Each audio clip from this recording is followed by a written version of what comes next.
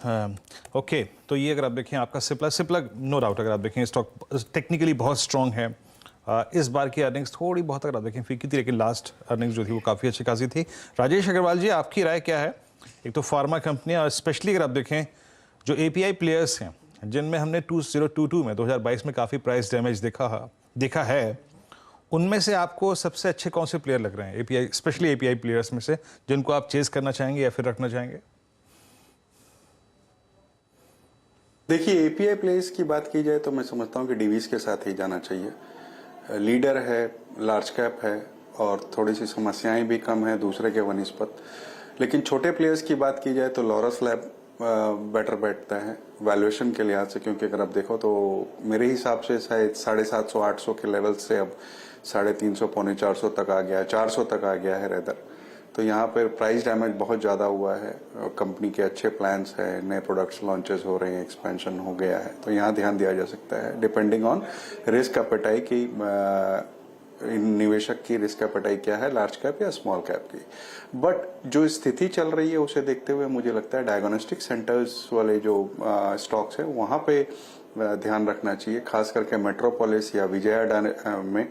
क्योंकि अगर आप देखो तो पूरे डायग्नोस्टिक एज ए स्पेस में 2022 में जब ये कोविड की चिंताएं थोड़ी कम हो गई थी या खत्म हो गई थी, तो यहाँ पे हमने बहुत डैमेज देखा है। 18 से लेकर 60% तक के आसपास की प्राइस डैमेज इन सारे स्टॉक्स में हुई है, जिसमें सबसे ज्यादा डैमेज अगर कहा जाए तो मेट्रोपोलिस में हुआ है। बावजूद इसके कि उनके बिजनेस अच्छा चल रहा है, बैंगलोर में उन्होंने नए अधिग्रहण किए थे जिससे उनके बिजनेस और बढ़ते हुए नजर आएंगे, वहां पे ध्यान रखा जा सकता है। इवन विजया डायग्नोस्टिक जिसमें 100 के ऊपर सेंटर्स हैं, मार्जिन्स ठीक ठाक हो रहे थे, और अब जबकि ये दिक्कतें आ रही है और अगर खुदा न खास्ता ये बढ़ जाती है तो इनके बिजनेस बढ़ते हुए नजर आएंगे। वैल्यूएशंस भी अच्छे हैं। मुझे लगता है ये दो स्टॉक है जो डायग्नोस्टिक स्पेस से ध्यान देने चाहिए। ओके, तो ये फिलहाल कुछ काउंटर्स जो आप रेडार पर रखें, और एक्चुअली यही हुआ है कि डायग्नोस्टिक्स के अलावा और कुछ चला ही नहीं आज।